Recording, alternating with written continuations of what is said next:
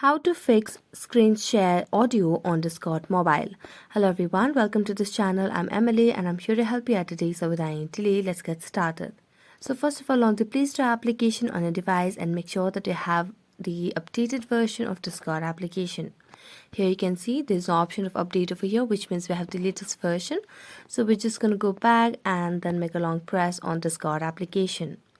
Then tap on app info and so you can see the option of clear data at the bottom right corner of the screen. So tap on it, and if it's possible you can delete all data. If not, you can just clear the cache.